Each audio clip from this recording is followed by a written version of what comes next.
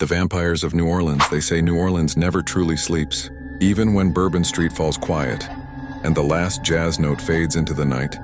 The city hums with something older than music, older than the streets themselves. If you've walked its alleyways at 3 a.m., you've felt it, the weight of eyes where no one should be watching. The locals tell you not to mistake that feeling for ghosts. New Orleans has ghosts, plenty of them. But the city's deepest shadow belongs to something else. It began with whispers during the French Quarter's earliest nights, back when the colony was little more than a swamp filled with fever and desperation. Ships arrived with the sick, the poor, and sometimes things not meant to sail under God's sky. One family in particular, the Saint-Germain, seemed never to wither. Their patriarch, Jacques, arrived in 1742.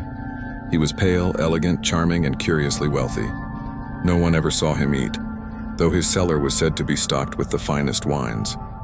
He threw lavish parties filled with music and candlelight, where he never touched a single dish but always watched his guests with eyes like polished obsidian. And though decades passed, Jacques never seemed to change. His face remained smooth, his voice ageless. One spring, a woman fled his home in the dead of night, her skin pale as wax and her throat marked with wounds she could not explain. She babbled of crimson cups, of shadows moving without bodies.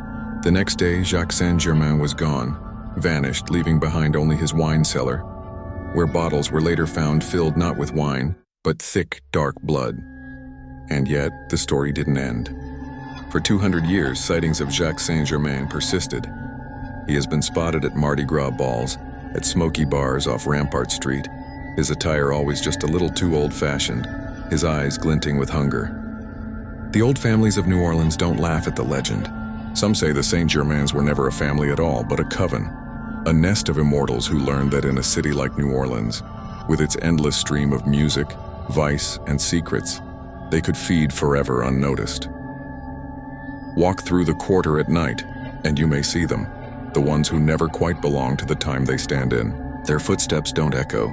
Their reflections blur in shop windows, and when the gas lamps flicker, their shadows sometimes vanish altogether. And if a stranger with too pale skin offers you a glass at a party, locals will tell you don't drink it. Don't follow, and never ever look too long into their eyes, because New Orleans may be alive with music, but it is also a city of predators hiding behind lace balconies and the hum of violins. And the vampires of New Orleans? They're still there, always watching, always waiting.